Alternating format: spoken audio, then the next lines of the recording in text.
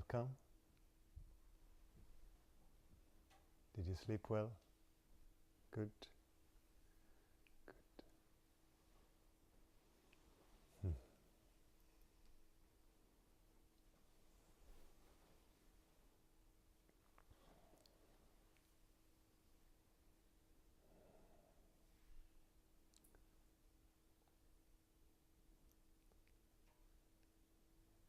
Let's talk a little bit about the mind. What is mind? Because in these talks we can explore what the egoic mind is, and many people make the egoic mind to some kind of enemy. But it's all depends on your perspective, because the egoic mind will take you into suffering all the time, but that also makes it a very good guide. It will always show you where you're stuck. If you think you're free and your mind still shows you where you're stuck, you know that you're still stuck. It's also a great guide, a great guru.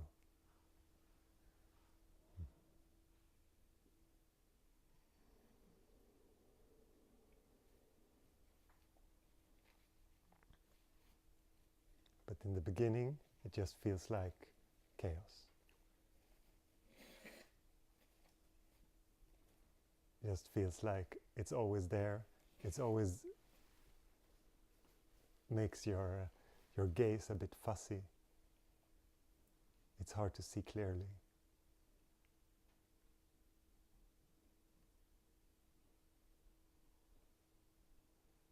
But if you dare to continue to look, you will notice that there are actually some there are the same tendencies over and over again. The mind is very repetitive. I heard about the study, I think it was a mindfulness study. People wrote down what they were thinking during one day and the next day and so on, and they compared what kind of thoughts it were, and 90% of their thought patterns were the same as the prior day. So it's not so much new stuff happening in the mind, just goes in these old tracks. And in the beginning it seems like everything, because the wording can be new and the view on things can be a bit new, but it's after a while you understand it's just the same. It's just some repetitive patterns going over and over again. And this is what keeps the whole illusion of a separate me, of a separate idea that you are something that is separate from the world. The whole illusion that keeps the sense of self. The sense of self is actually very fluent, but to the mind it's very specific.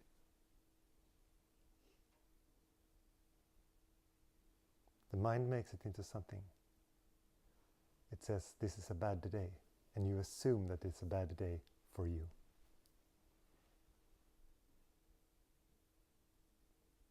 And these kind of assumptions that has to do with this imaginary self-image is what causes you to suffer a bad day. You could think that a good day would be a very positive thing to say. Oh, it's such a good day today. But as soon as you associate yourself with that, you also create a scale where you say that can be a good day and there can also be a bad day.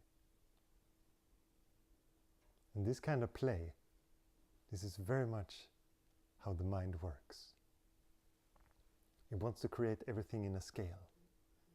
Who is better, who is worse? Am I inferior or superior? All these kind of plays. And they are all nonsense. But if you believe it, and the people around you believe it, if you think that you're better than others, and others also say that you are better than they are, then this ego gets very inflated and can be completely crazy in that. And The opposite is also true. All these plays. But none of them are actually true. They have nothing to do with what is. But since we believe all these structures, we can play with them. And people play on that. And then they play into the fear of things like that.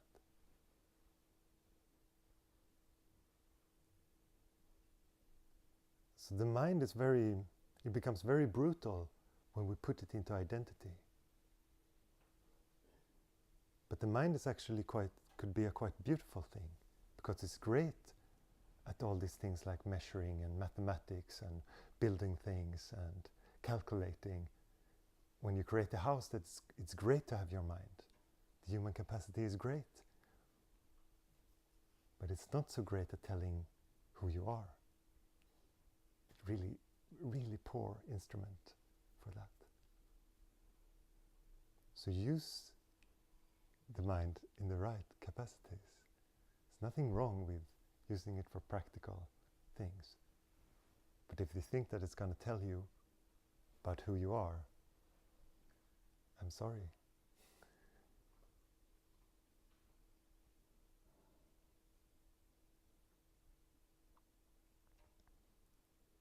Because what you are is not a thing that can be grasped like that.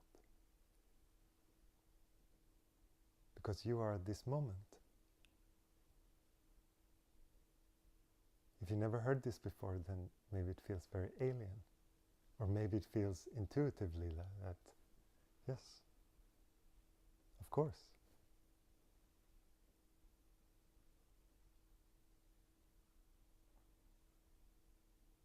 Because most people think that there is something in time, that they have the right to have a certain amount of years to live, have to be at least 85.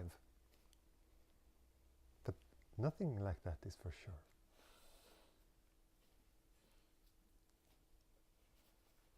There are no guarantees like that. Life happens as it happens.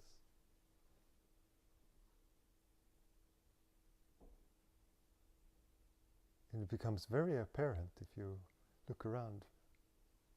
In my surroundings the last year, 3 of my friends have died, and they were all quite young. 2 of them younger than me. And in strange ways. One got lost in the Himalayas, one just was in a car accident. But though I also know that these people, they knew these things. They didn't take the time that they had they didn't have it, they took life for granted like that.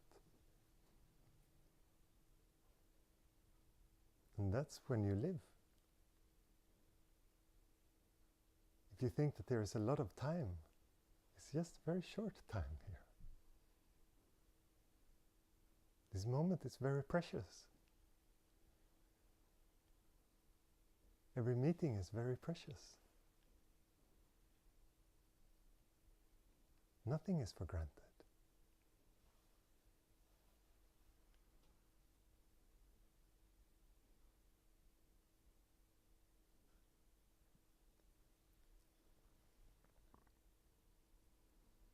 And then there can be so much love.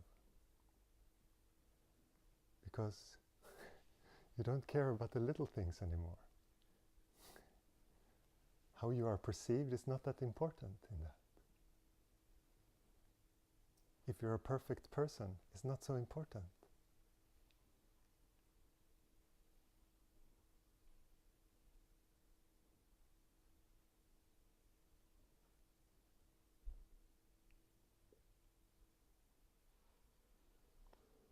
Meditation is not some kind of contortion of the mind. It's not some kind of, you're not making something like that. You're just allowing yourself to be more natural with this moment. That's it.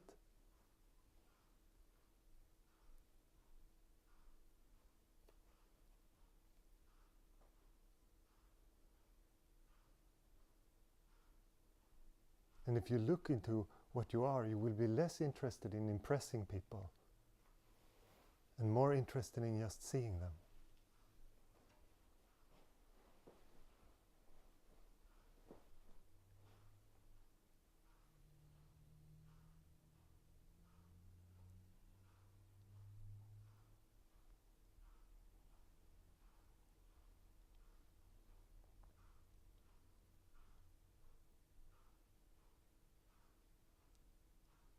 And if you look at yourself and you feel comfortable here, then that is what you will reflect in others. They have also the possibility then to see what is comfortable in them.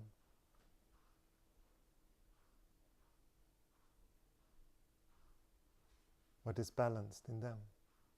What is free?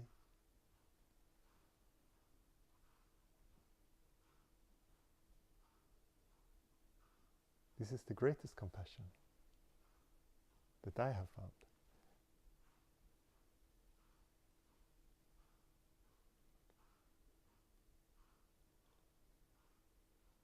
Life should not be a fight just with the small me.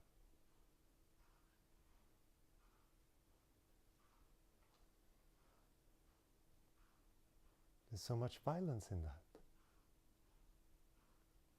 And I'm sure you see that.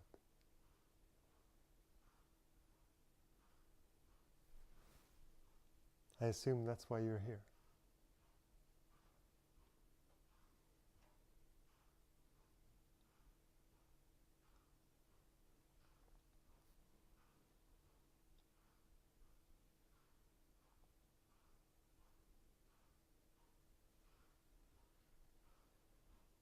So how to get out of this trance of the egoic mind?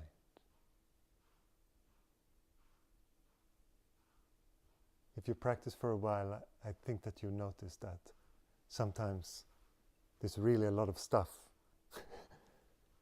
in front of your vision. When you look at the world, you see terrible things, or you're chasing for a particular experience, or people are always bullying me, and your eyes are looking for bullies, or whatever it is.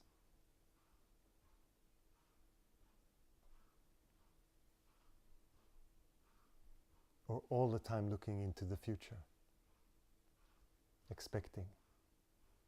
It's also a trance.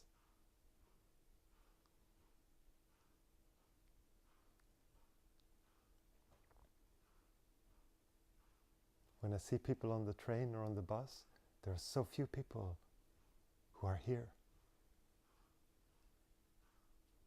Most of them are far away in their mind, often troubled and completely taken by this trance of the egoic mind. But if you don't know about it, then it's impossible to break it. Then people become bitter and they just think that the world is a terrible place because everything is projected outwards, never looking inwards.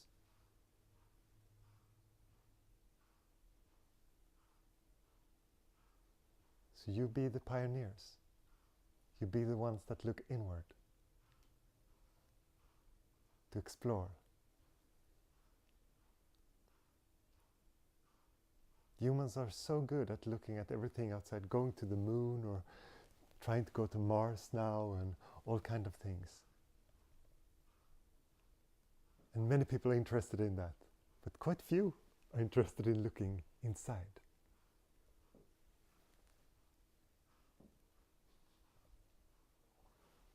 And this is where the real change happens.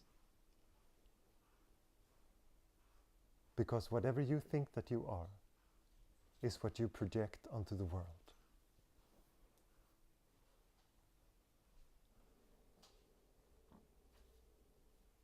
If you say that the world is a terrible place and it's going to hell, then that means that it's an aspect of you.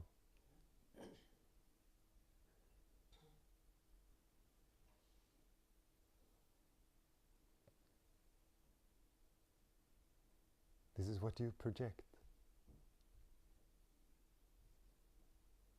Do you dare to look at that?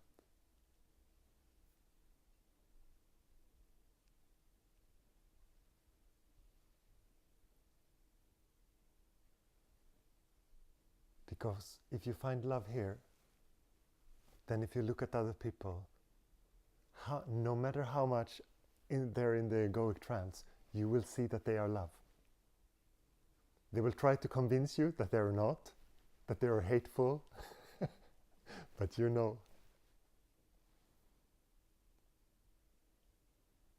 that is all you see. You see their beauty.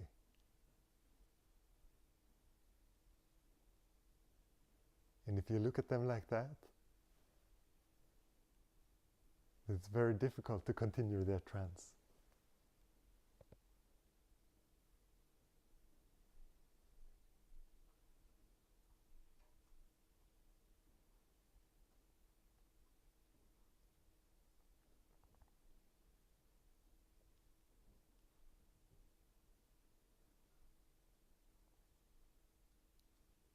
There are usually three different stages that happens to the meditator. You start by thinking that the world is external, that things are happening to you.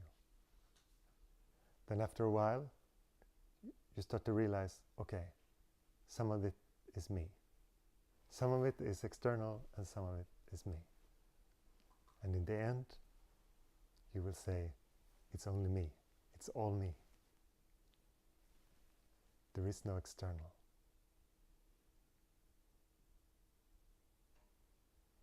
Because what we take to be external, then we have to separate again. As soon as you say that it's separated, then you have to create this fantasy me and this fantasy other and attach things to them.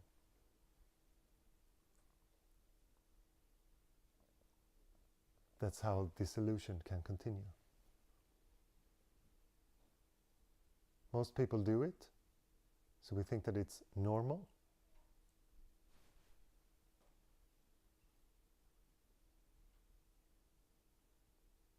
But it's still very violent. Even if violence is normalized, it's still violence.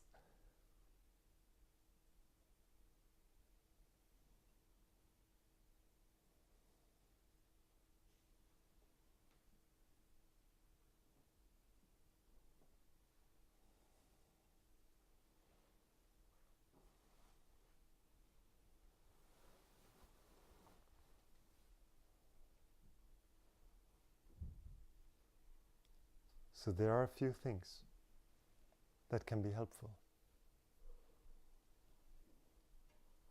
I always talk about looking,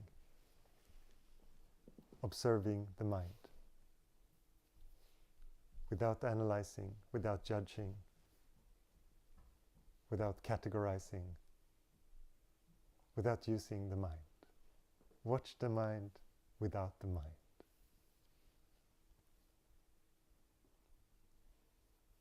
Because this aspect of you is the aspect that just is.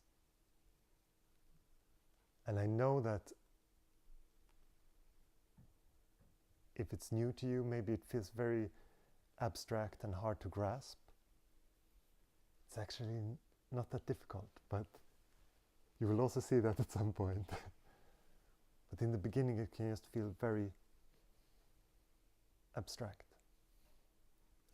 And what could help you is just to focus on one thing. Because the mind is jumping all over. It's going from one thing to the other. So if you just follow your mind all the time, it will just feel like complete chaos, as you know. So then you can direct your mind on one thing. For example, your breath. Just to keep yourself centered.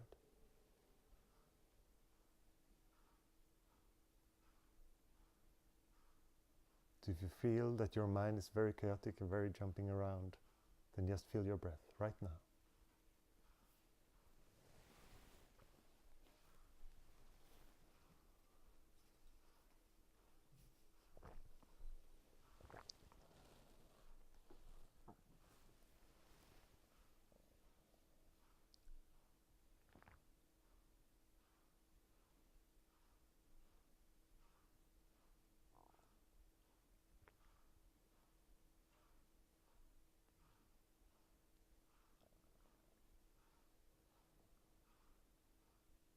And if your mind starts to wander, you come back to the breath.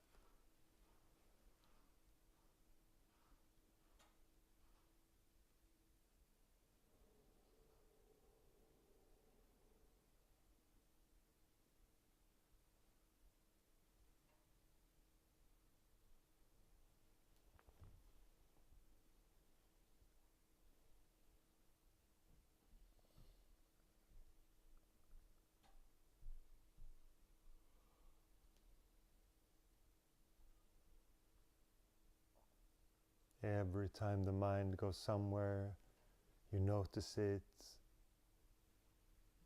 and you come back to the breath.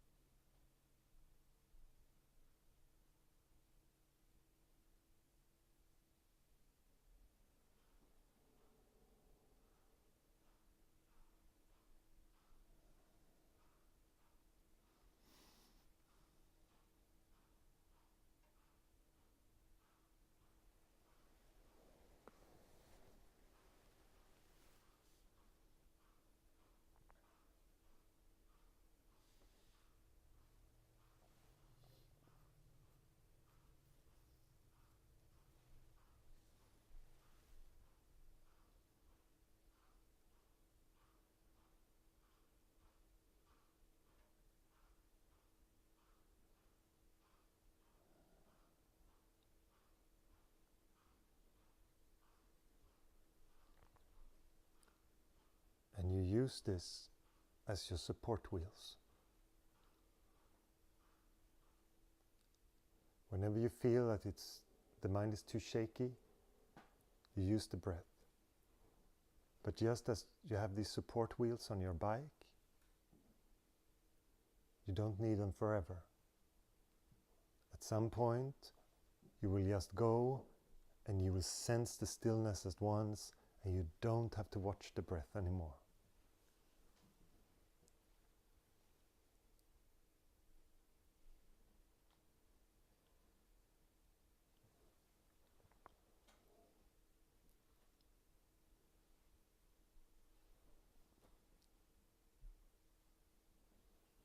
This one-pointedness of the mind is just until you recognize the stillness.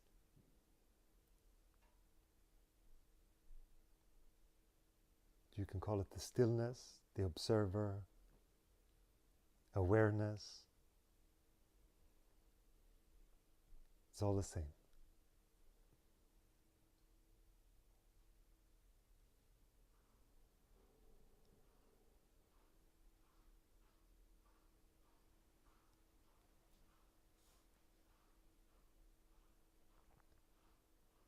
So if you sense the stillness, the underlying stillness, you just stay as the stillness.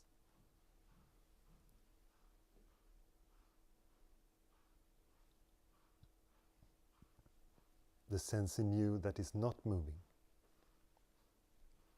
that is not changing.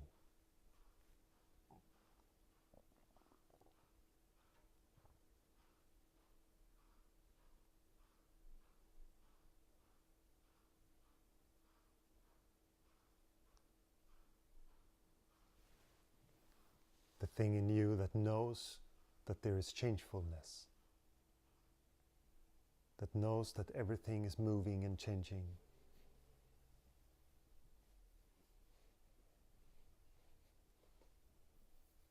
Just stay as that.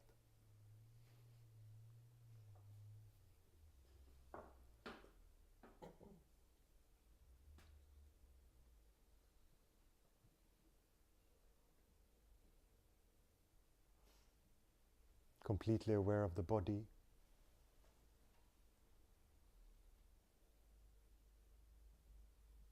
Noticing the mind. The emotional content. The sensations of the body.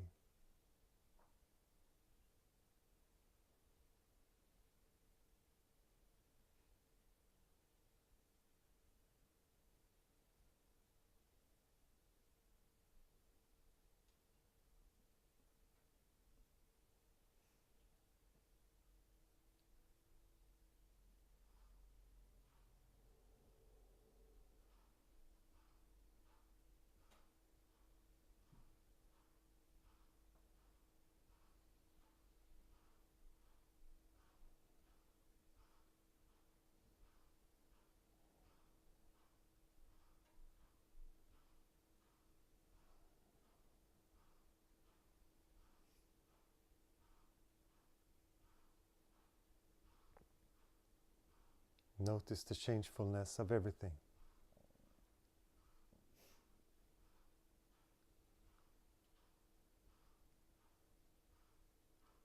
If there are attitudes towards the experience, notice them.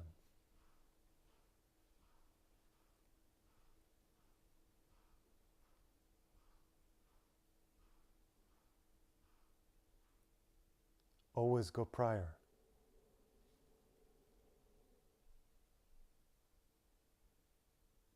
Just stay as the stillness that observes.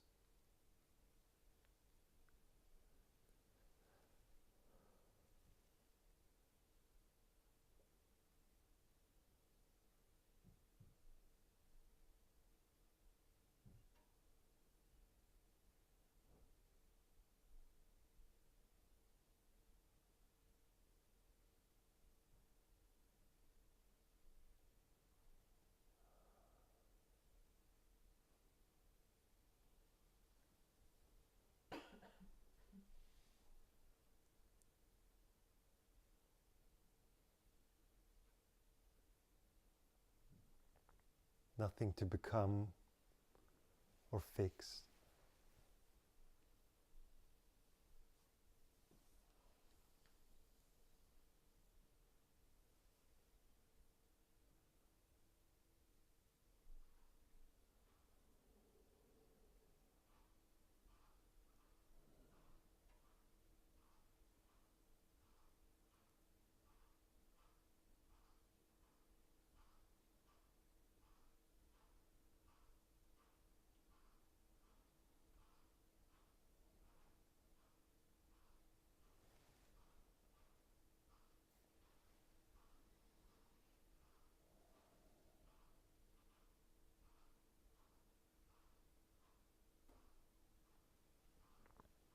There is no goal to reach.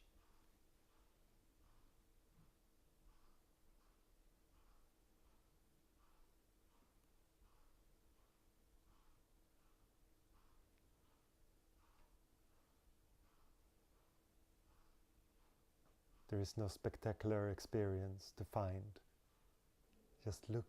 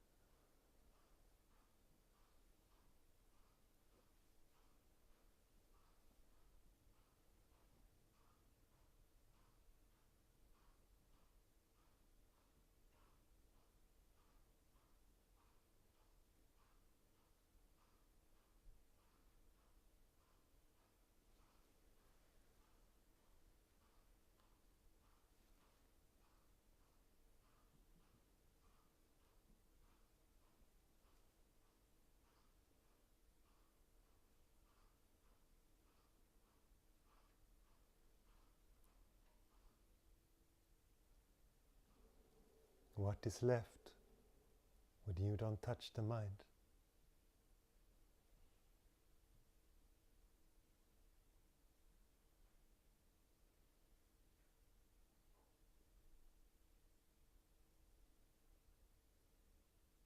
When you don't touch imagination?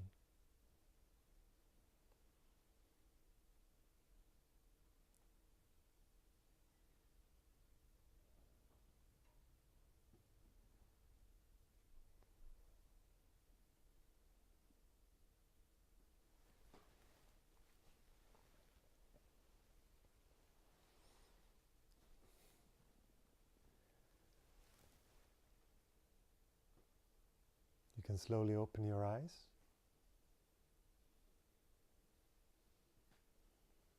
And notice that there is no difference. The mind likes to compartmentalize, putting meditation into a little box and say, now is meditation. If I open my eyes, no meditation. But it's all the same.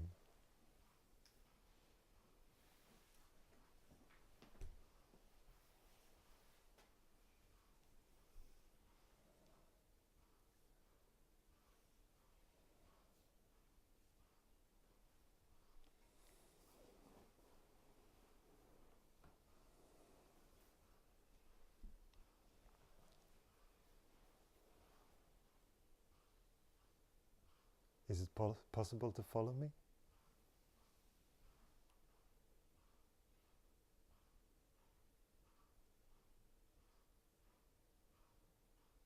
Everyone have a sense that they can observe their mind,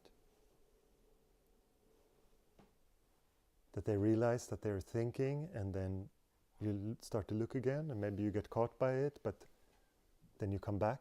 It feels like you come back into looking. Sort of, or yes? Good.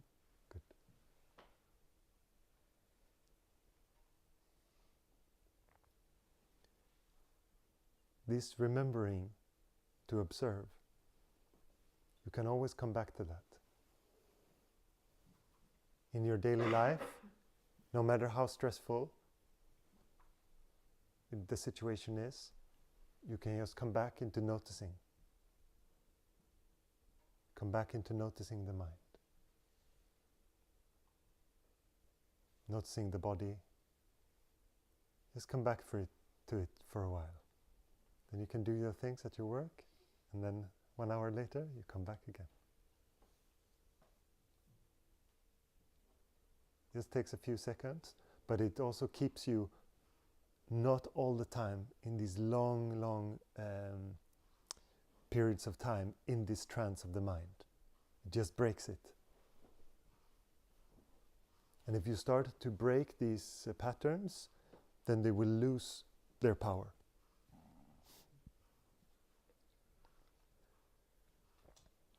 The mind has to have like an even grip, and to drag that into time with stories and all these things for it to have that power. So the more you break it, even though if you just break it for a second, you change the perspective of it. You change the power of it. The mind loses its power in that. Just try it and see for yourself.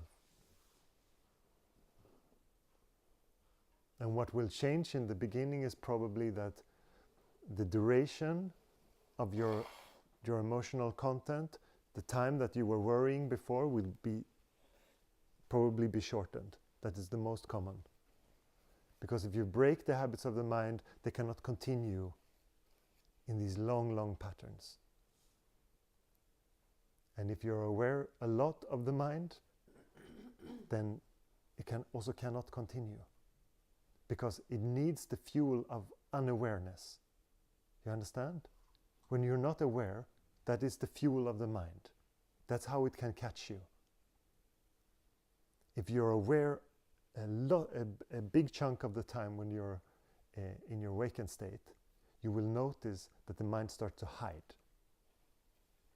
Because it doesn't like this at all. So the mind would go very, very silent. You can still feel that the mind is there. Many people can sense this, but it will hide. It will start to hide. If you're really alert, like most of your day, it really dislikes this. Because the mind always plays in this unaware state. And also the mind really likes to come in when you're feeling weak, if you feel tired, or you're starting to go into something, some idea that you're suffering this tiredness or something, then the mind just even if you stayed away for a long time. Just notice these things. And you will notice that everything is related to identity. Everything is related to, as soon as you think that you are a victim of something, the mind comes and it can really prey on that. Can really amplify that.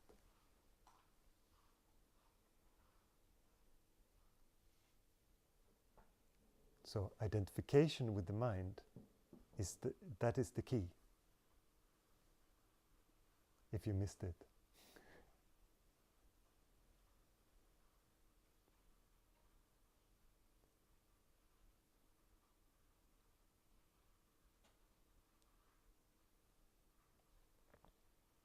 So can you stay without identifying with the mind?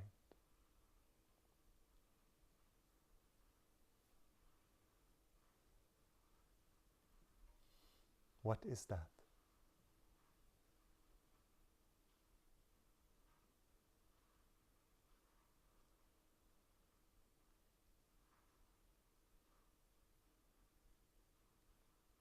And when you identify with the mind, or the mind says something like, oh no, now this is happening again. To whom is that happening? Where is that entity? Where is that person that it's happening to? Ask the mind to show you. Show it to me and I believe it.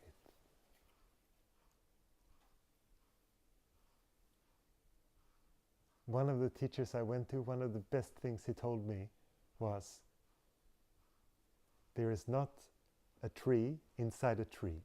There is not a cloud inside a cloud. And there is not a person inside the human being. We're just like everything else.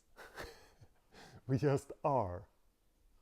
We're not an entity inside we're not a nested doll inside and inside this shell.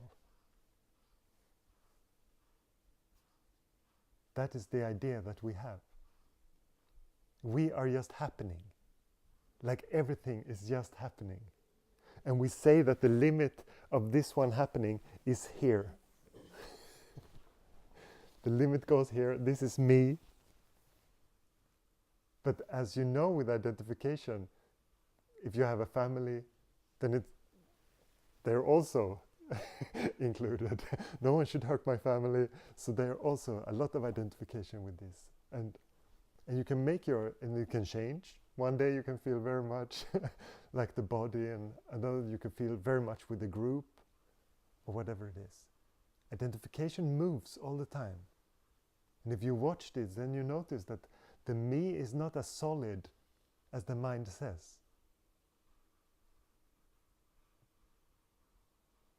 Look and you'll see. The good thing is that you don't have to believe me, you can just explore it.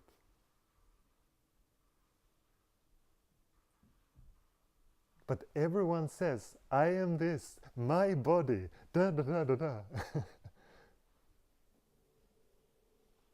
But what is it that says that the whole of experience is not you?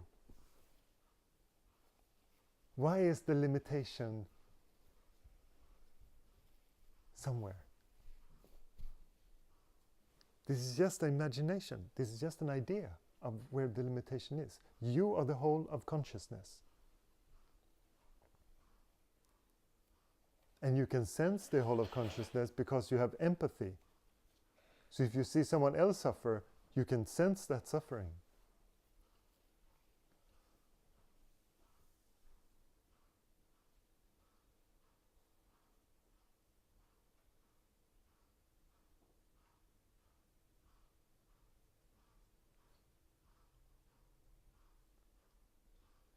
And you also probably noticed that the days when you feel bad, then everything that's for the small me is very, very important.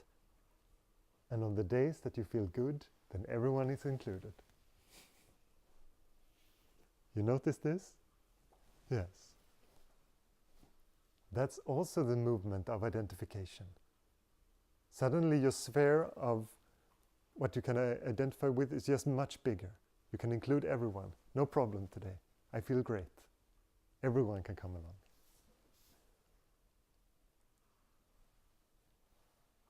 Notice this play.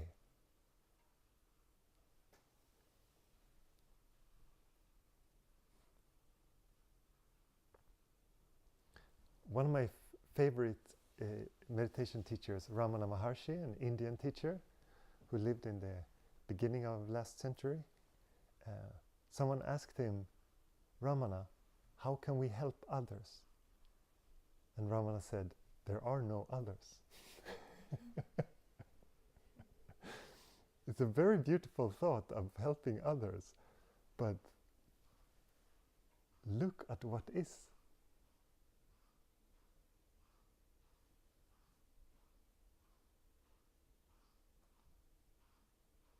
And meditation will never make you being cut off in some way or passive.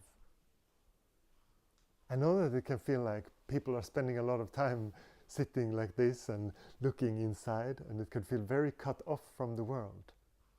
But actually what is happening when you discover what you are is that you don't have to fiddle with it. You don't have to fix and control and all the time adjust. So it's just much, much easier to really be with the world as it is.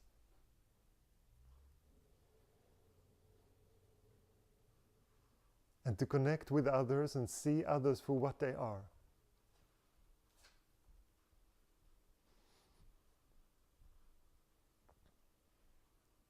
It's not a selfish practice, even though your environment might say that when you start.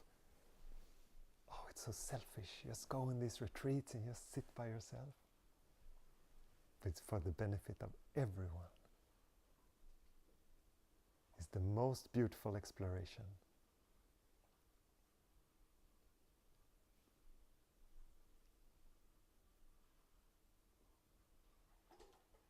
If you feel free, then the people around you will sense that. You will bring freedom to the places where you also think that it's impossible. Think that no one would be interested here.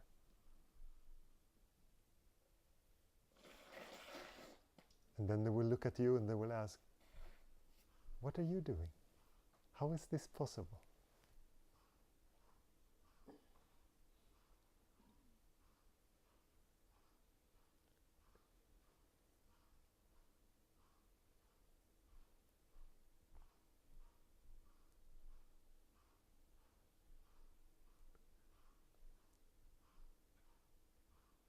And this question, to whom is this happening? This is the most powerful question, the $1 million question.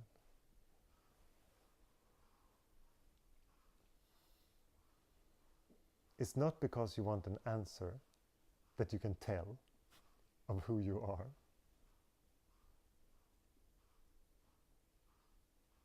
It's just to question the mind when it says that you are something, that you are someone that is separate. And you will sense it. If you practice your meditation, you will sense it. You will sense the difference when you start to identify with the mind. Suddenly there comes something into your mind and maybe you think it's a really nice thought, like, I am one with everything. But the mind, when it tries to put on a concept like that, it actually says, you have the sense of that you're separate. So now you're trying to be one with everything. And you have this feeling of disconnection again. So the mind can be very, very cunning in this. Very sly. So be careful with the mind and notice these things, even though it sounds like the words of a teacher or something really nice, it can still create separation. Because it might imply that you are not one.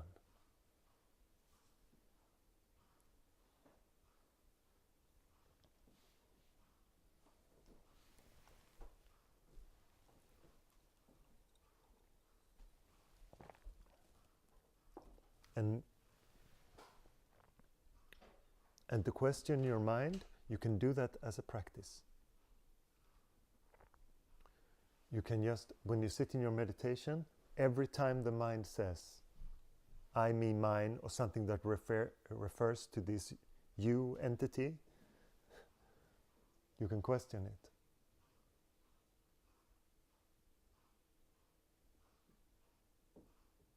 Oh, the meditation is not going so great today.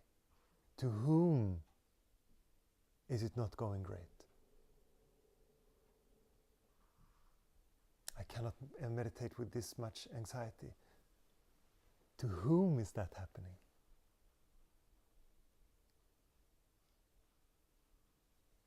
Look.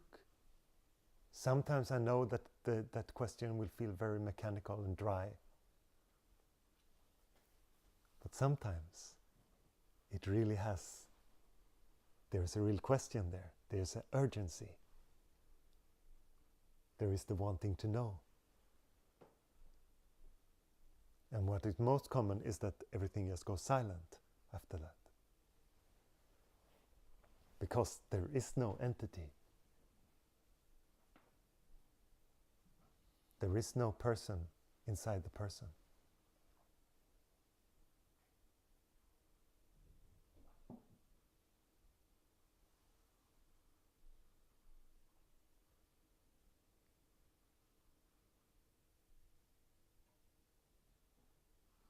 Can you follow me?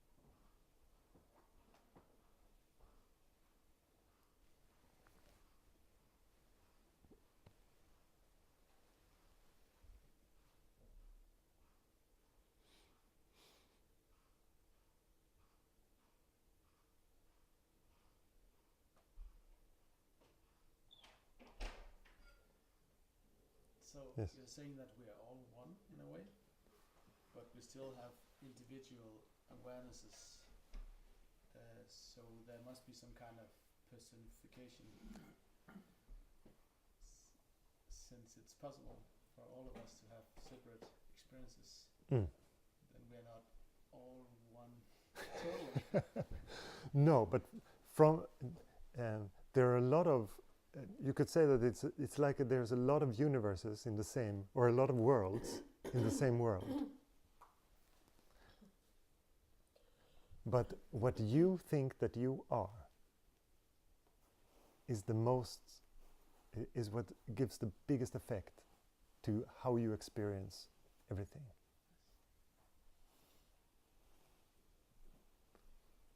And the separation, in one sense, there is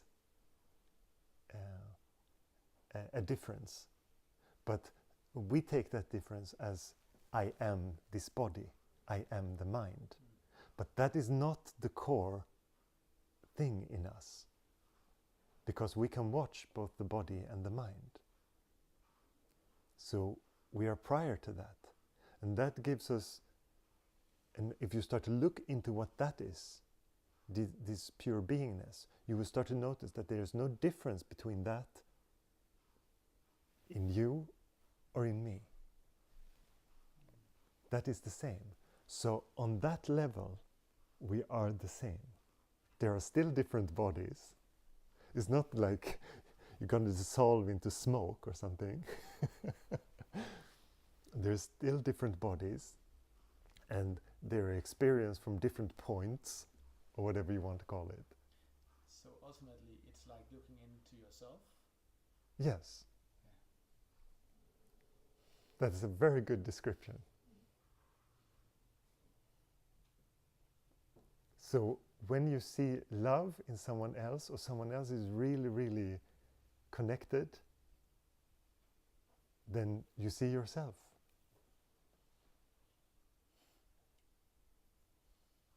then there is no difference.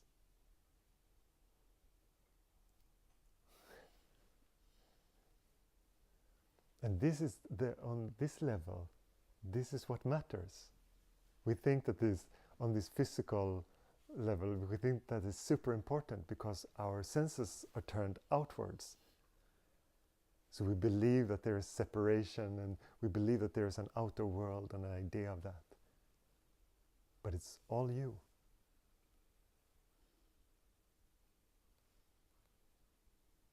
So it's just a matter of what we choose to experience. If we want to experience suffering, or if we want to experience love. I would be careful with the choosing. Because the choosing also implies that there is someone who chooses. But doesn't the spirit choose to be a creator? If you, the silence in us, or the spirit as you put it, it just has a natural longing for freedom, it seems. Like an existential drive towards freedom. And that just wants to look. And you will also notice in your meditation what is really curious in the whole on your path. It is this. It wants to look. In the beginning it can be other things also play into it. You think that if I attain some kind of freedom, I will become a great guru and have great ashrams and blah, blah, blah. That's the mind's version of freedom. And everything will be perfect somehow. Yes.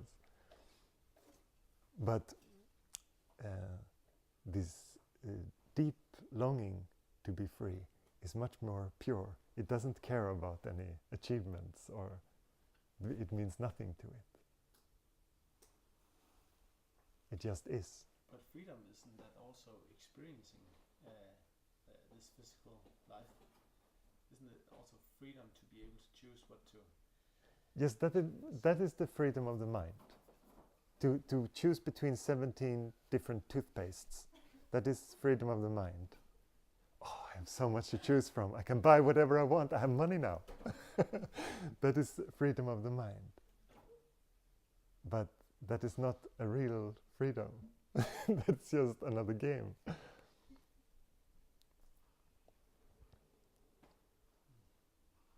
Freedom is to not need 17 different kinds of toothpaste.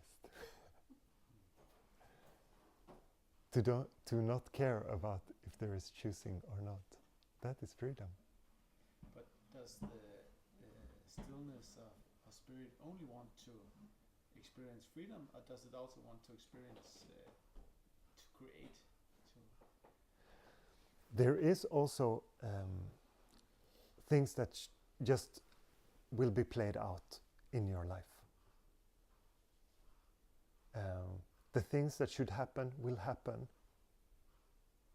and the things that should not happen will not happen. It will just be played out. And if there is no forcing or controlling all the time, then it can play out very naturally.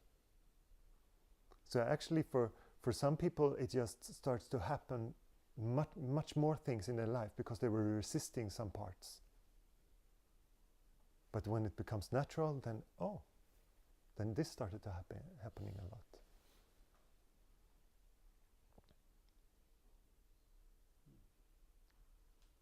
Because we think a lot, especially in the West. I noticed when I was in India, this came up with my teacher there, and this individual freedom that we talk about so much in the West is not so strong in India. They think more of a collective or family, or there are other. But we're very much focused on our individual choices and our individual freedom. And this is very much construct of the mind.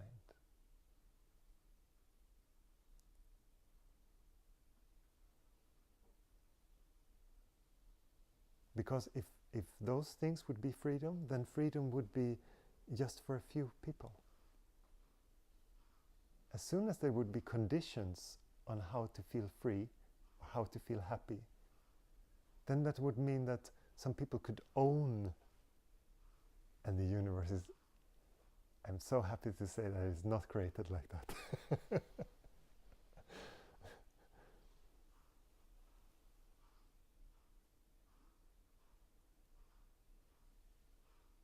Since beingness is not a thing, it cannot be obtained by anyone. It can just be, you can just be. I was about to say you can just be. I don't know if that makes any sense.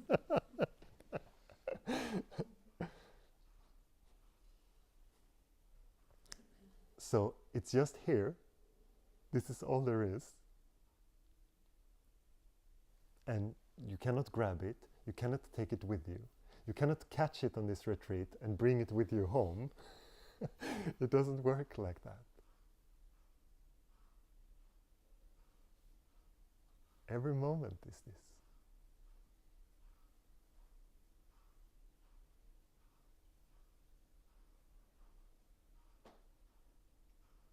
And it's very beautiful that it is like that. And it has nothing to do if you're super smart or a talented meditator, whatever that is.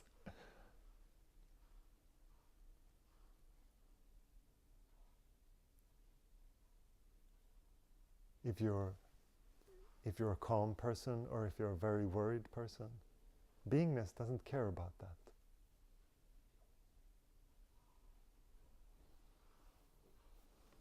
It just is.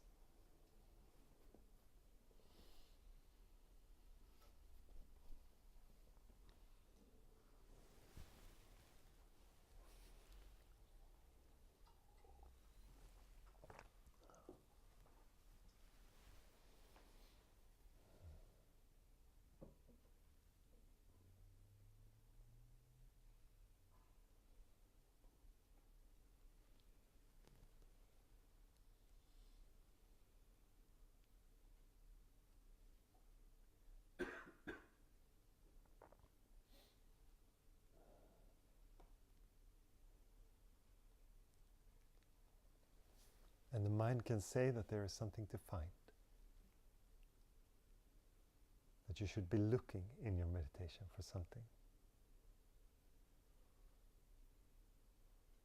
Someone might recognize this. Just sitting in your meditation looking.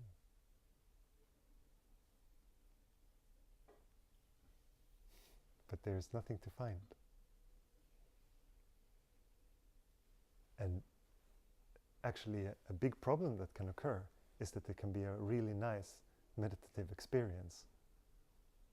This seems like fireworks in your mind. And then you just want that experience again and again. This is an obstacle, not a help.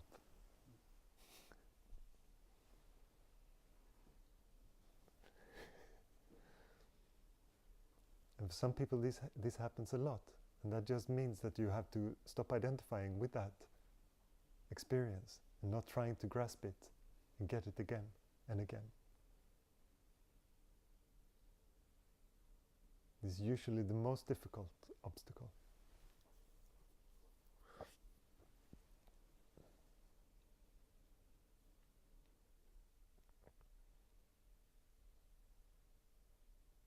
And still many people are sitting in the meditation looking for this obstacle.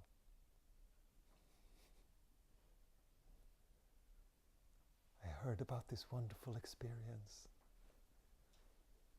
Someone says for 2 minutes they didn't know who they were at all. Everything was empty. I just want to go back there. This is not helpful. So I wish you a really boring meditation. Uneventful.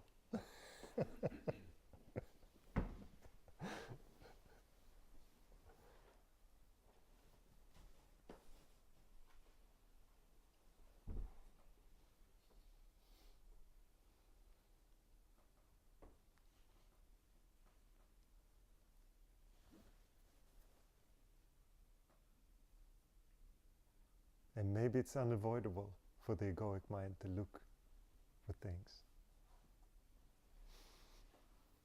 But notice what it's doing. Notice who is the meditator.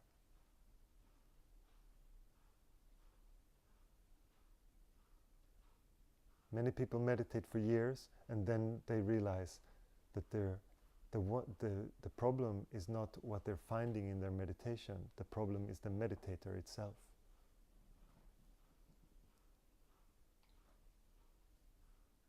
Because the meditator is looking for things, is looking for experiences, looking for something to happen.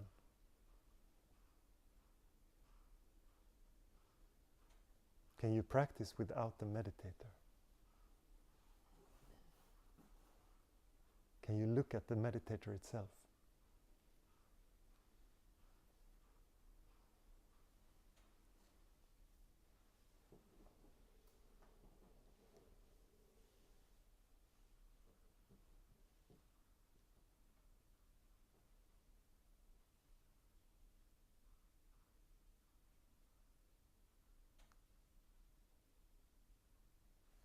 If you ever noticed that there is a voice in you that says, "Oh, this meditation went well,"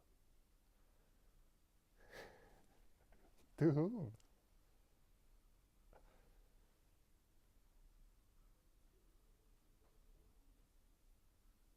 And what is well in meditation?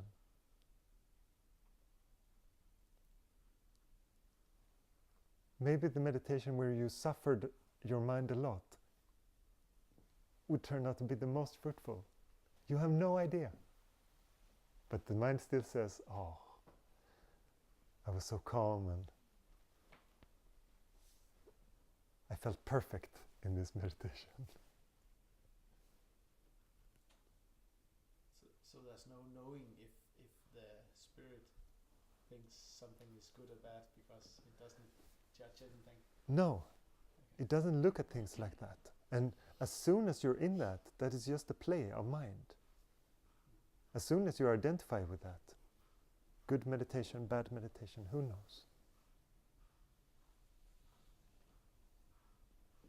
So afterwards, when you have had a meditation and you tell yourself, well, you catch yourself or you observe yourself saying it was a good meditation, the thing in me that observes that and it says it was a good or bad meditation, that is the mind? Oh. Yes, only the mind can make that kind of assumptions. Okay. That things are good and bad in that sense. And I know that the mind can also play with this and say, but then you cannot discern anything. Of course you can discern things. You can see what one thing is, avgöra vad olika saker är. The mind can still see what different, or you can still see what different things are, but you don't have to. It's when it does this, it's like the mind closes a door. It says, it is this way. Now we're here. Closes the doors to the room and says, this is stuck. That is very much the mind's way of doing things.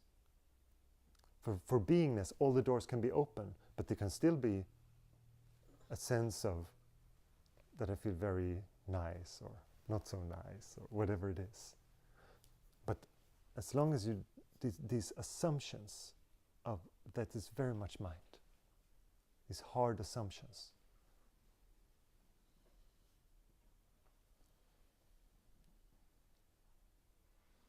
The experience is very fluid. It will be there even whatever you think. Well, you can spoil it with your thinking, but you can spoil it with your identification of the thinking. But the thinking itself, it's actually not a problem until there is identification with it. There's no problem. It can say it's a good meditation or bad meditation, but if it doesn't mean anything to you, then it doesn't matter. So it's not that the words shouldn't be there or something crazy like that. It's just, if you believe in that, then you will suffer that. Then you go into that game of the mind. And always when there is like this good or bad, then you will like the good, but you will hate the bad. But you're playing the game of good and bad, so you will get them both. If you build yourself up and say, I'm so great, I'm better than everyone else, and something external starts to show you that you're not that great, oh no, I'm a loser. Then you have to suffer this play. But if you don't play, then you don't suffer. And then you're not the greatest or a loser. That doesn't mean anything to you. That's just a play of words. But if you feel good or bad, is this the mind who does feel good or bad, or is this the observer, the one who observes? Because feel good or bad make you to make action. Yes, but the identification with good or bad always happens to your ego. But feeling good or bad. Yes, without identify with that, but just you feel good, and it makes you do some things that you feel more good. And if you feel bad, make you do something don't feel bad, or how? Just two different feelings make you to do different things. Yes, but they will only have a big effect on you if you identify as them. Because otherwise, if the good and bad doesn't mean anything to you, how can it affect you? Yeah, exactly. That's the question. Yes. Exactly. Yeah, because maybe I misinterpret you, because when you say observe, just observe, that means don't feel bad or don't feel good, just observe what's happening. Yeah, and I'm not saying don't feel. No, just allow the feelings to be there. Okay. But I think you think that this observer is an entity. This is what I hear when you say that it's like the egoic mind, and it has a good feeling or a bad feeling. It doesn't really work like that. The observer in you is always the same. It doesn't fall into a dark pit and get on an emotional high. It doesn't work like that. It feels much more stable. There can be emotions, but it will feel like they're very much on the surface.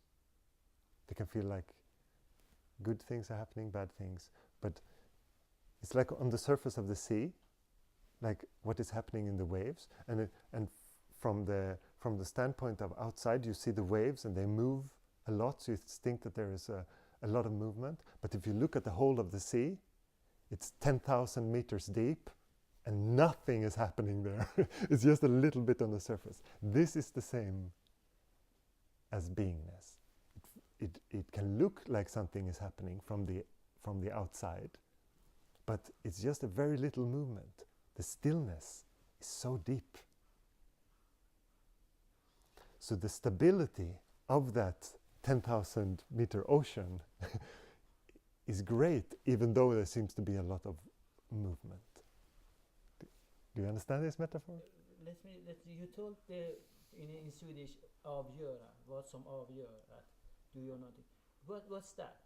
What's that who make avgör at yes. do something different? But this that is the mind. That's the mind. The mind can discern, but I think that it's so easy to go also into to think that everything to do with the mind is bad, but the mind is really good at certain things. It's really good at measuring. It's really good at discerning things. If we need more of those bricks or those bricks for building this house or whatever it is, but it's not very good at telling you what you are.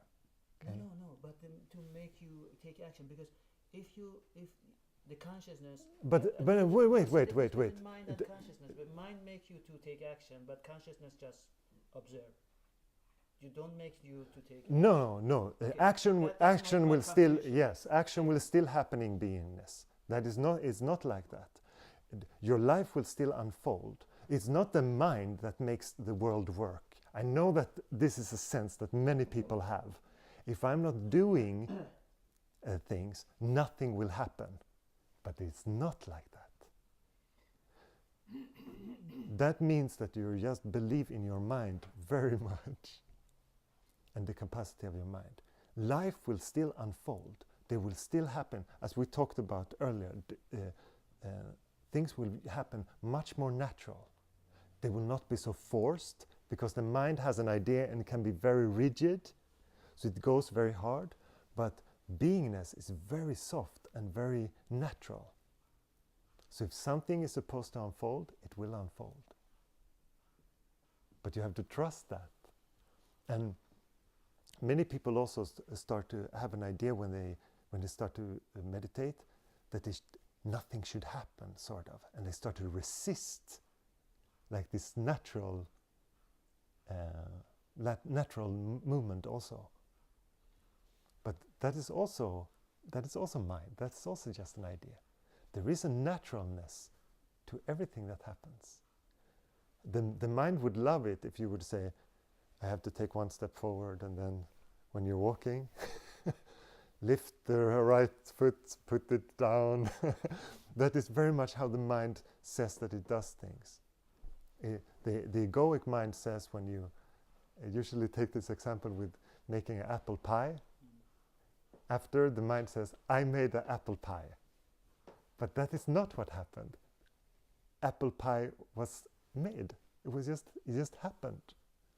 But after, the mind takes credit and says, I did this. That is very much how the mind works. And that's why it also says, I am doing the actions, the mind says. But it's not. Which means you don't interfere with things. You don't have to control everything. No, not control, interfere. I mean, to påverka, interfere. To influence. Yeah. How? Who? Yes, but this idea, what is it that, because then you have to look at what, if you want to influence someone. Not someone. When you're sitting just without any, just observe, you don't interfere, you don't just interact, you're just observing. Mm-hmm. I can understand this part. Mm-hmm. But when you're hungry, you should interact. Go to take care of your body. Go to the kitchen, Yes. make some, or make, if there is no food, go out to the field and grow something, Yes. and eat. Yes. You interacting with your environment. Yes.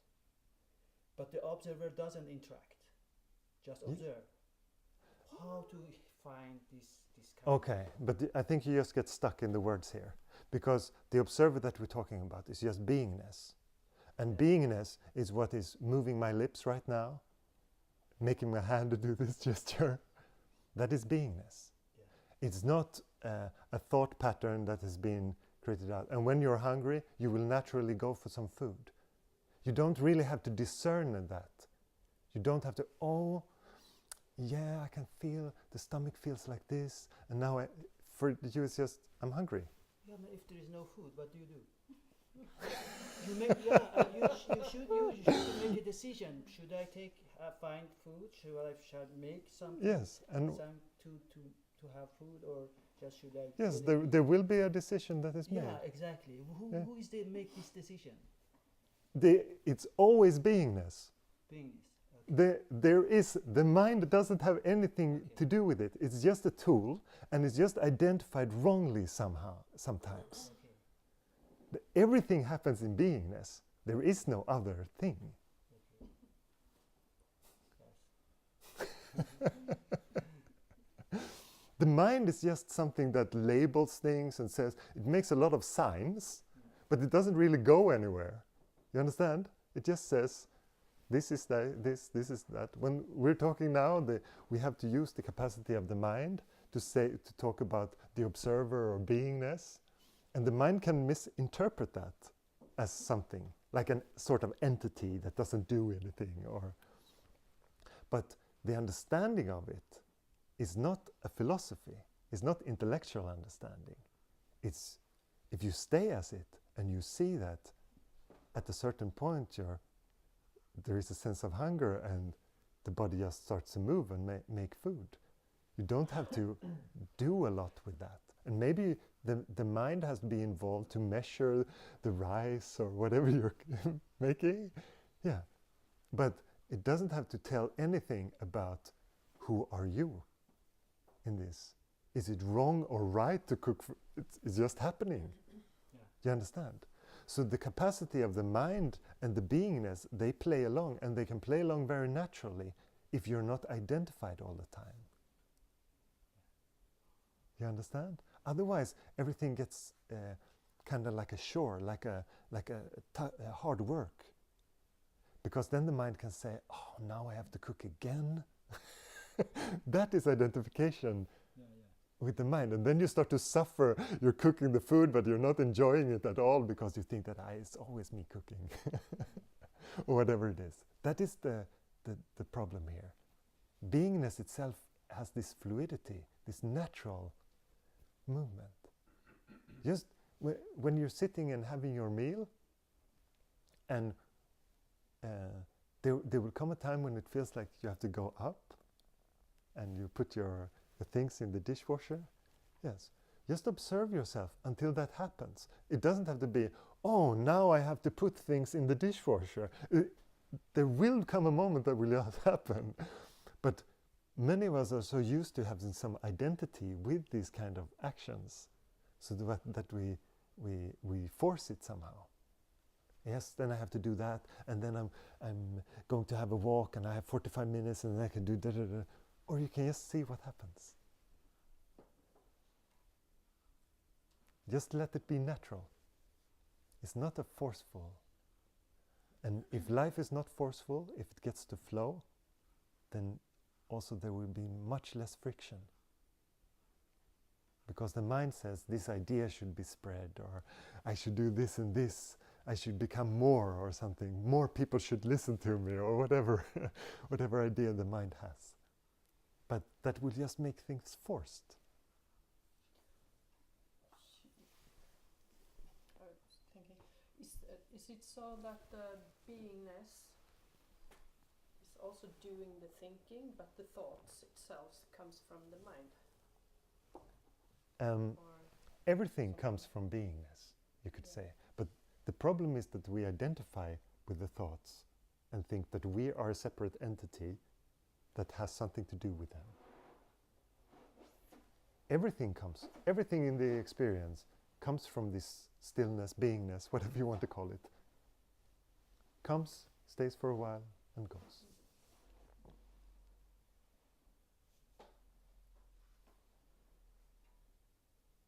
And the beingness is, I know when we're talking like this, it sounds like the beingness is some sort of thing. But it's not a thing, because it doesn't have any taste, or you cannot touch it, or it's not like that. And it's not really an entity. It doesn't have a personality like that. It's just the isness in you. There can be personality expressed through this body, but it's still also another thing that just arises in beingness.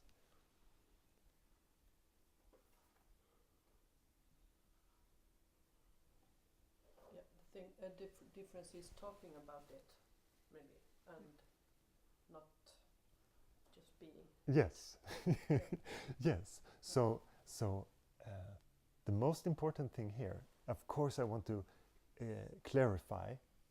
If you feel unsure about beingness, we talk about it and makes it as clear as possible.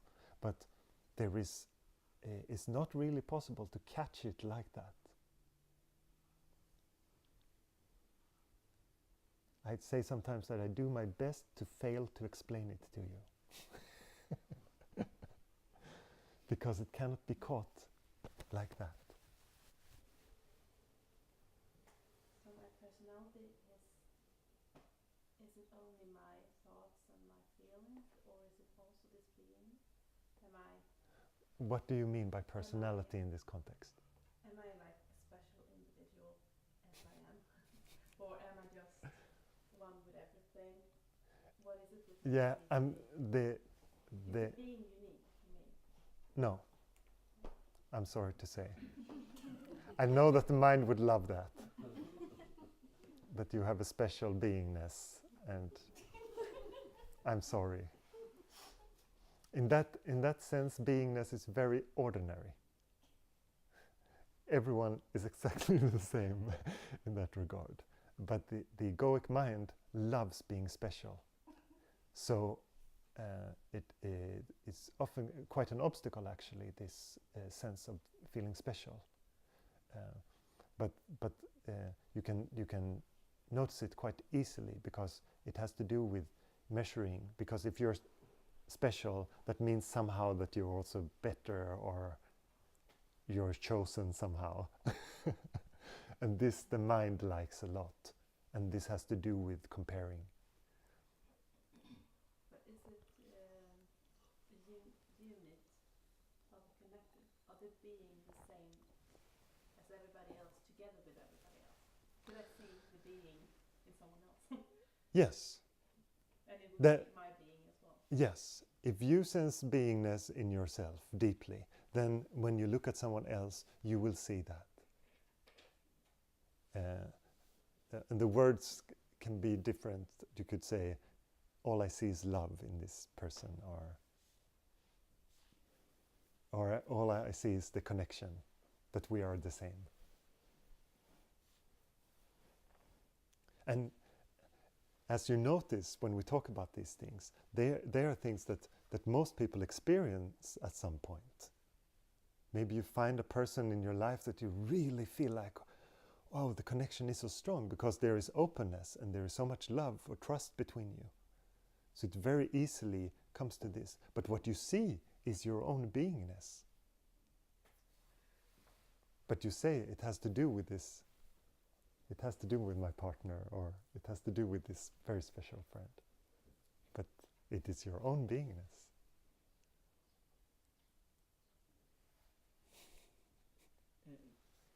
Is this a similarity between being and existence, or they are two different things, or the same? It depends on what you mean by existence.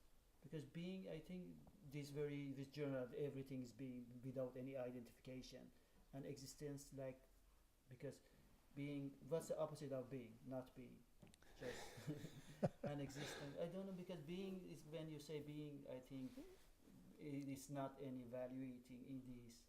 Just there is. And what's the difference between that and existence? Because existence just exists. Yes, but if that is your definition of existence, then same. It's not, the word is not that important. I use different words at different times, because it can be so limiting. If you got really stuck on just being, the word being, then I'd switch to the silence within you, or the observer, or awareness. Yeah. You understand? Yeah. Because, or that the universe moves through you. Whatever you want to call it. Do you understand? Because you can just get stuck on words, and this is not a word thing. And as you when you ask, what is the opposite to beingness? It doesn't really have an opposite like that, because it is everything. So then you can say the nothing would be the opposite, but there's just play of words. Because it's also, you could also say that it is nothing, because it doesn't have a taste, it doesn't have, so you can also call it everything, nothing. And I understand for the mind that these things get confusing, and that is a good thing, because you cannot catch it with the mind. So if you sit here and try to be here as this is a philosophy class, then you will be confused after. Because what we're talking about is beingness itself, is noticing the thing that they can notice, that the mind, the body, the experience, the talking, the listening. But most of the times our tools are words. We communicate with each other, of course, with other, but word is most common Yes. communication tools.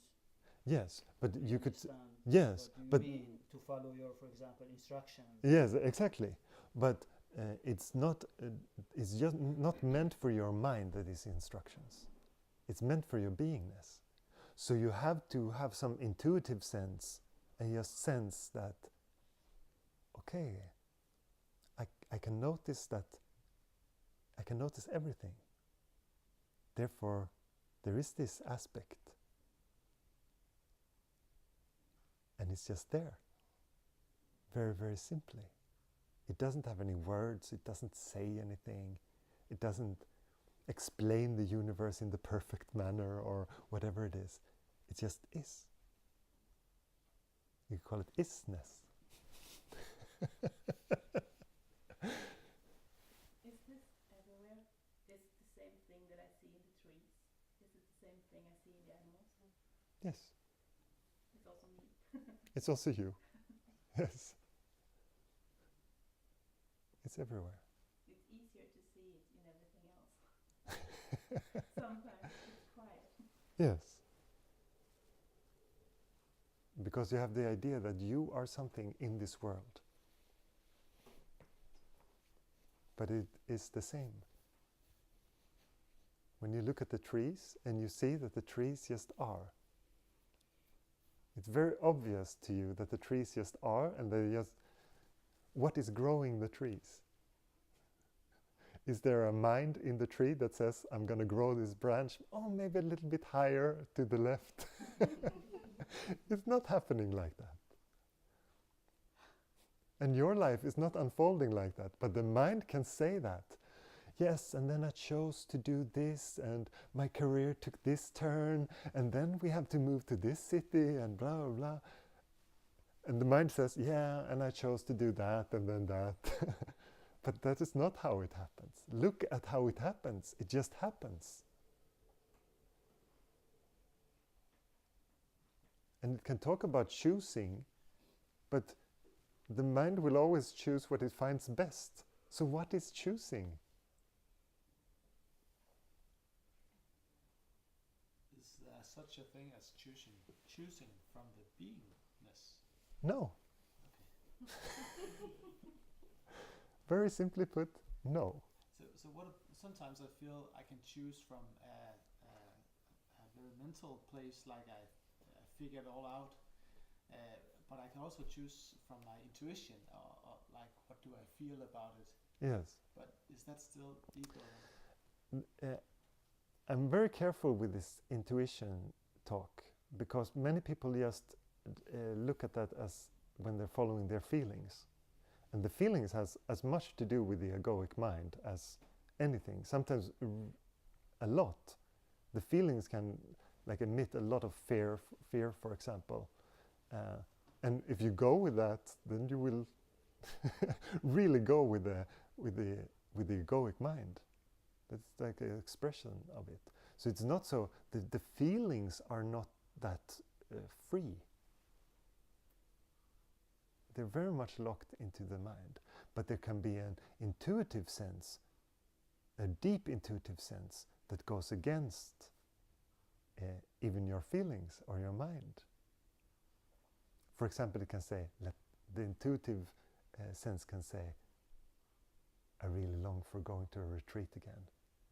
And the emotions say, no, it was terrible last time, don't do it. And the mind says the same. There can be complete conflict, but there is something in you that just... But what is that, if it's not the beingness? Yes, that is just the beingness expressing a longing for freedom. And as I talked about before, there is the expression that beingness has in this is the longing for freedom. There is a push towards that. I assume that's why everyone has come here, because of that push. Maybe someone has come because very rational thinking, but it's not so common. Many people say things when they turn to go to things like this, that I don't really know why I have to go, but I have to go, and things like that. This is that longing.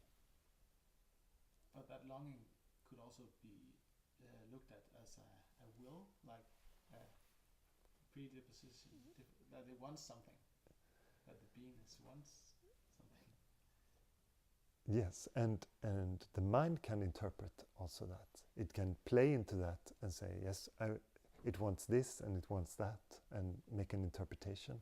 But look at the pure pull of it. If you start to sense it, then you notice that it will go in ways where the mind often are quite uncomfortable. Because beingness itself enjoys beingness itself. But the mind does not enjoy that, because there is nothing there for the mind to feed on. If you just stay as stillness, there is nothing to grab for the mind. So the mind gets into a panic of that, or can get.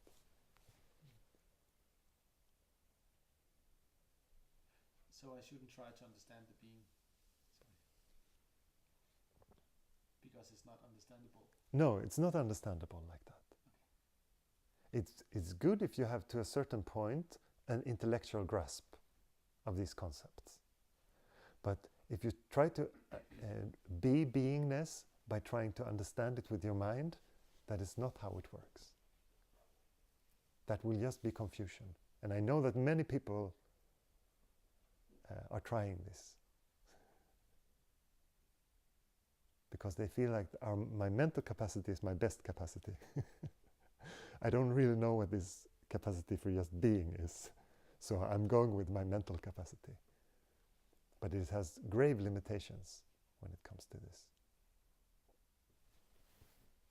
Isn't this longing that you find in your intuition when you really feel that this is not right for me, I want to change something, this doesn't do me any good. You can have that feeling, and when nothing happens and you're still standing still there, then it becomes suffering. But how can you change it by just being? Yes. You have to do something to yes. go to this Okay. place. I want to be very clear with this. Yes. Every action that ever happened in your life happened through beingness. There is no other actions. The mind can say things and contort things and make, but the action's still happening through beingness. So the mind can also pause things. It's really good at this, making locks on things. You have a sense that something should happen, but the mind's fear of the consequences of that action will keep it. So that's usually what happens. And that's when you stop suffering, and then it's like locked. Yes, because you will always suffer fear. If you haven't noticed it yet, as soon as fear comes into play, you will suffer it. If you act on fear, if your mind goes with that, identify with it, you will suffer it. So how do you unlock it? How do you start move again when you stop? Yes, watch the thing that is stuck, and watch the one that the stuckness is happening to. Because if you start to see that neither the stuckness or the one who is stuck is real, then it doesn't have any grasp anymore. Then it cannot continue. If one of those two things fall, it cannot continue. You have to stop the loop. Yes. So the mind goes in this, it's like a broken record, the mind. It goes into these loops, and that's why it can create these pockets where you feel like you're in the same place over and over, or for a long time. But the fluidity of beingness, if that is the main expression instead, then things will just flow very naturally. And you will say that, people around you will say, you're so lucky because always, whenever you seem to need something, it just comes to you, or you come into this context or this situation so easily. But that is just how beingness plays, if it just gets some space. But the mind makes things rigid. It holds things into place. But just look at it. Look at how you're stuck. And question the one who is stuck. If that is really a something, or if that's just a fantasy, just imagination in your mind. And see what happens.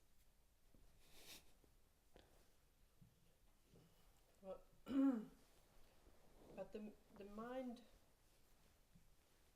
itself isn't the obstacle, but it can create obstacles. But the mind can be like a gnome, tomte, can create different things. Yeah, and different thoughts. yes. Different obstacles or different ways of going out.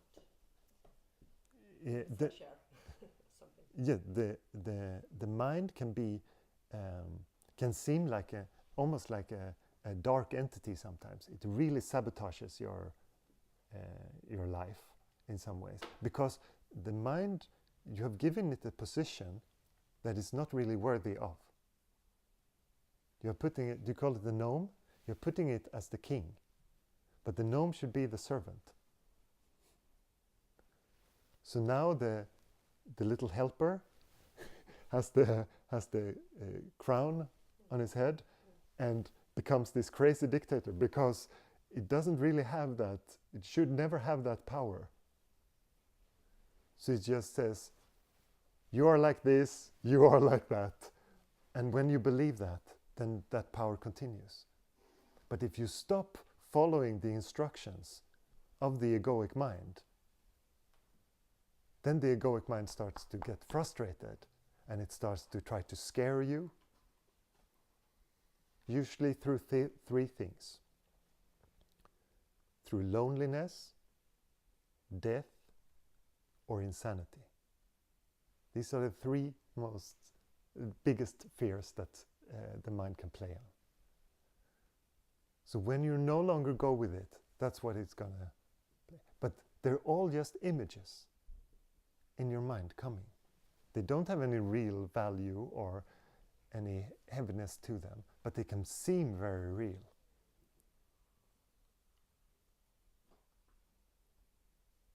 And when it loses its grip, there will be peace.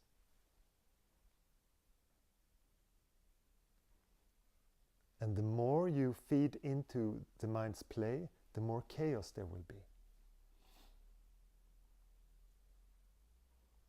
And if you're unaware and just feed the mind, you will suffer that.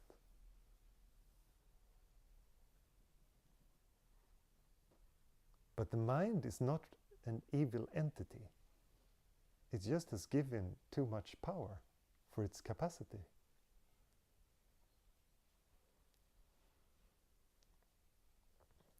Through unawareness, it's been given the power to rule whatever it wants.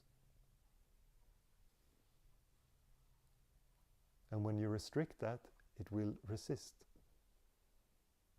because it's so used to this.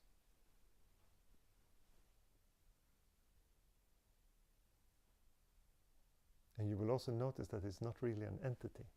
It's not really an enemy. It's just it just does the things that it can do. And if it's given the space, it will do things with identity as well. It will just play. It will just move.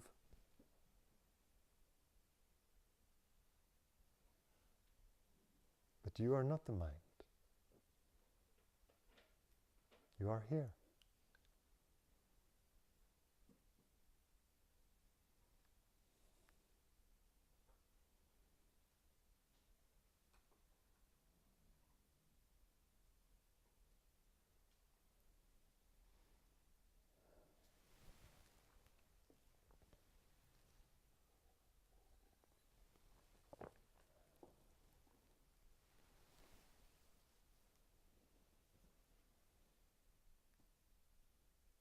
You are the thing that notices the mind.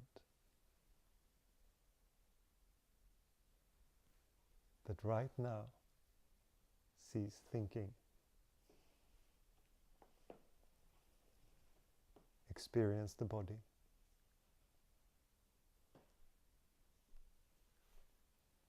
Notice the sensations coming through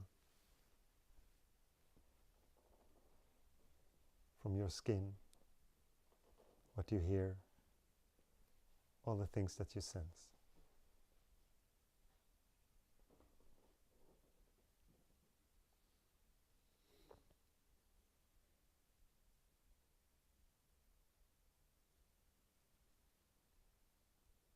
Notice this moment.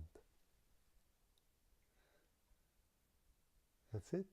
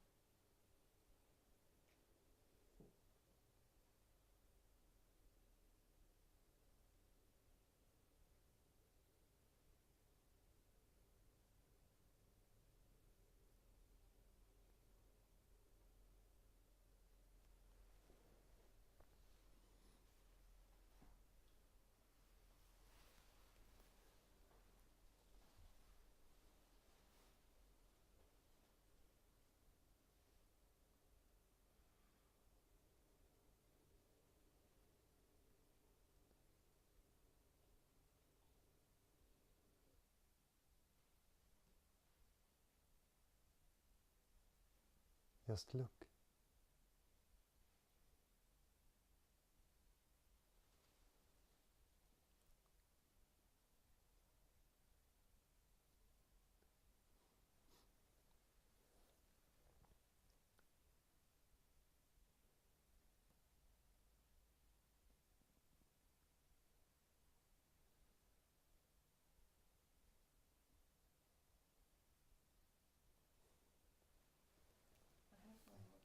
Yes, go.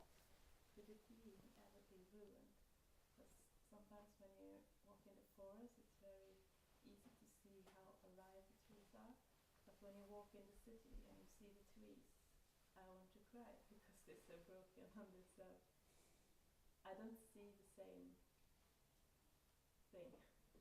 They often vanish and they don't like it there at all. Can you break the being? Beingness? Yeah. No. It can never be broken.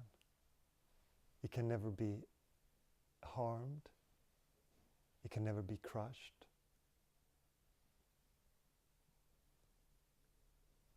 It can never be touched like that. It can never be changed. So the tree is not suffering? Of course the trees can suffer. And human beings can suffer, and animals can suffer. But that still doesn't mean that beingness is not in all that.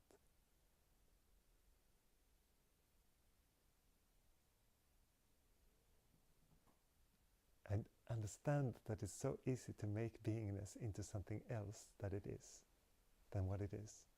But everything happens in it. And if you notice it in yourself, you notice that it's inherently good. Because if there is nothing, there is peace. It's not like when there is nothing, there is some dark hole or dark abyss or something. When there is nothing, there is peace. There's contentment. And it cannot be touched. It cannot be broken. But how you identify with things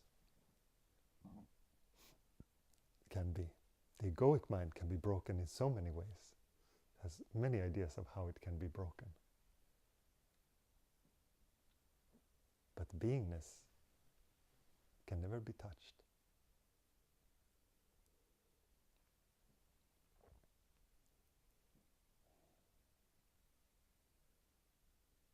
And even if you stay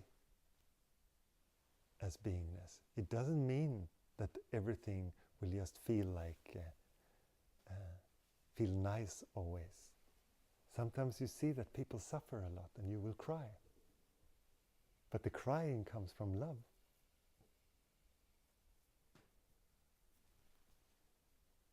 It's not from despair.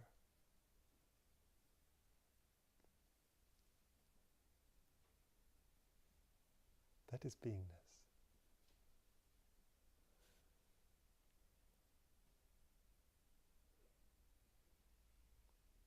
You cannot lose it. It cannot go. Many people who come to these kind of classes try to convince me that it comes and goes, but it does not. You're more or less identified with your mind, and then you think it goes. It doesn't go anywhere. Beingness cannot go.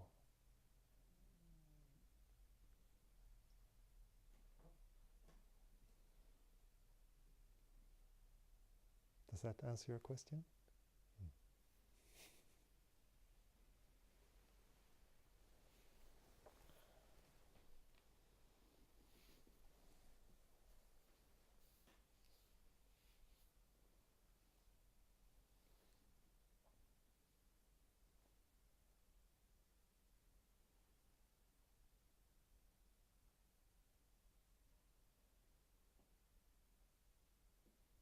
We can also call beingness the now. How can the now go? It doesn't become the past and is lost. The now is always here. The past is just a fantasy. The future is just a projection. The now cannot go, and it cannot be broken.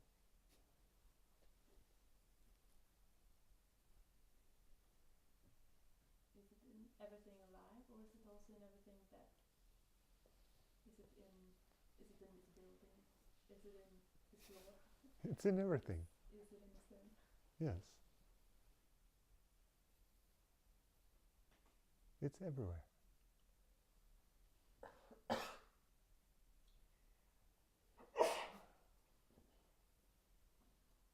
What is consciousness compared to beingness?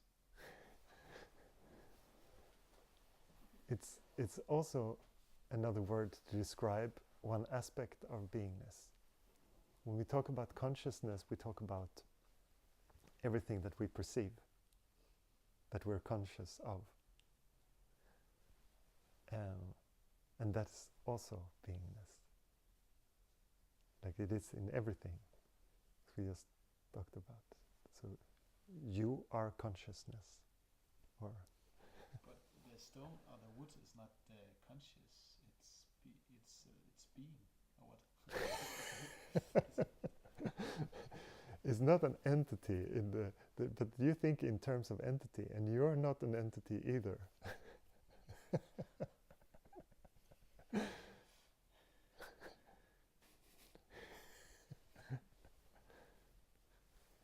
It's just another thing in consciousness. Everything is consciousness. This is consciousness. This bell is consciousness. I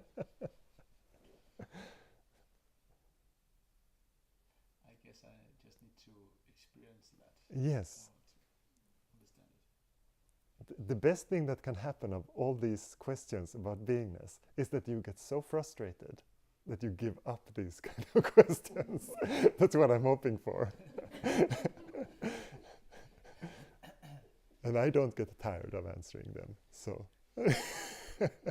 we can continue.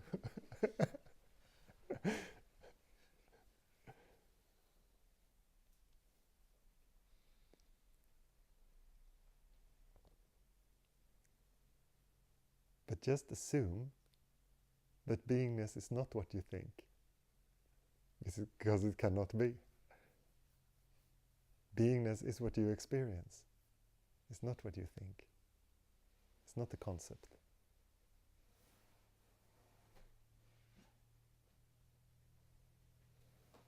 The concept is limited. Beingness is not limited. It doesn't have any boundaries like that.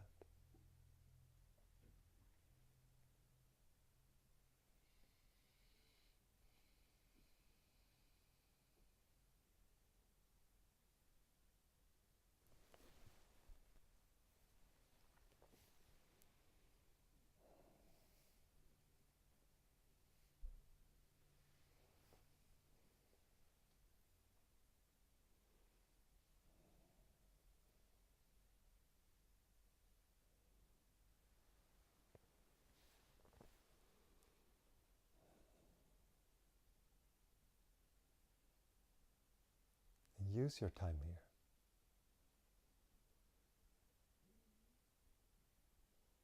Just be aware. Watch. I know that it feels like hard work in the beginning. If you notice that you drift with your mind all the time, then come back.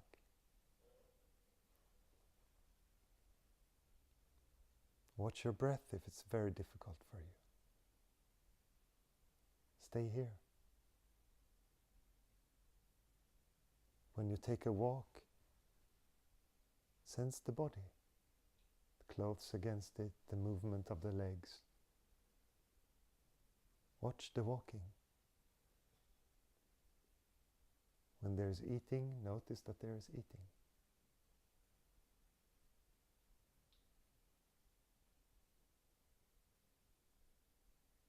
The mind wants to come into play, but you can tell the mind you can come back later. I'm watching this now.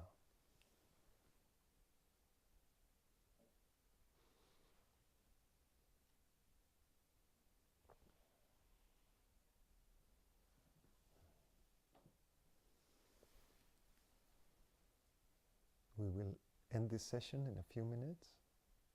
Anyone have a question before we...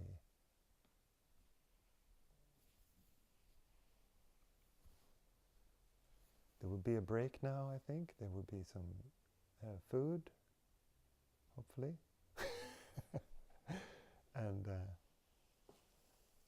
And then we will start again at, do you know the time? No, not in I can look. But there is a schedule. I can look. I think the food is 12:30. But we can look at the schedule. The food is at 1, Okay. and the next satsang is at 3:30. So there will be some 3:30. 3:30. Yes.